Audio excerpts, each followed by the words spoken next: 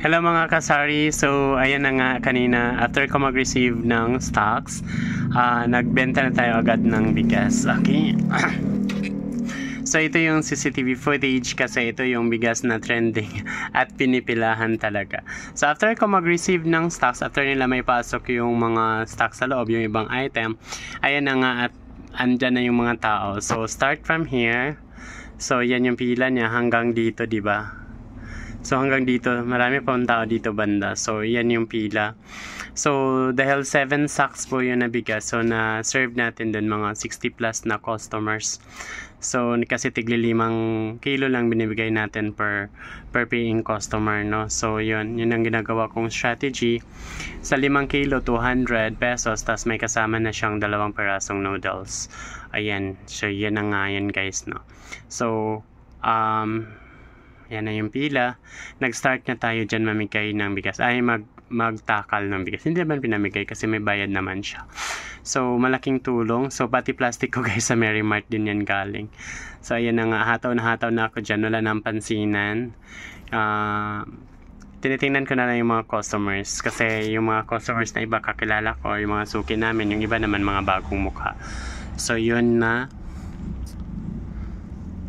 Ayan. So, hanggang matapos yan guys. So, i-forward lang natin para... So, ayan na siya guys, no. Isa-isa na. So, ayan. Malaking tulong yung bigas ni Mary Mart guys kasi nabibigay din natin ng mababa sa ating mga customers. So, sa aming mga kapitbahay or yung mga customers na bumibili minsan dito sa store namin, naka-avail sila.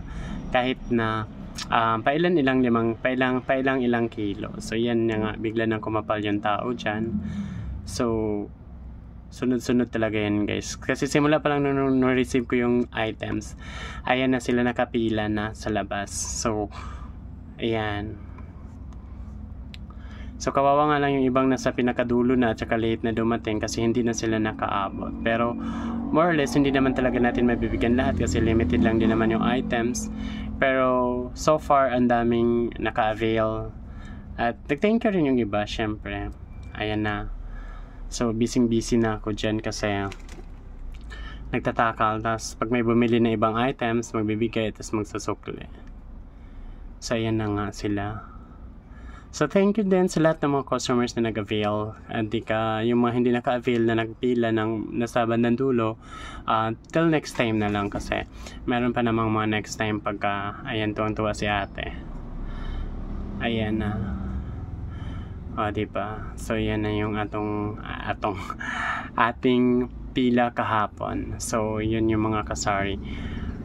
Yan yung pila natin, pilang bigas natin. So yan, pag naubusan na ng plastic, yan. 3 lang naman yata yung hindi naka-avail yung bandang dulo. So far, lahat nung pila, kasi sinabihan na nung bandang huli na pawala na kasi 7 nga lang yun kasako. So yun guys, yun yung part 2 ng vlogs natin sa receiving. Then yan na yung pagtakal natin at pamimigay natin ng bigas sa ating mga buyers. Yan, nahirapan pa nga magtanggal, tumulong pa si kuya. So yun na guys mga kasari, thank you so much and until next time.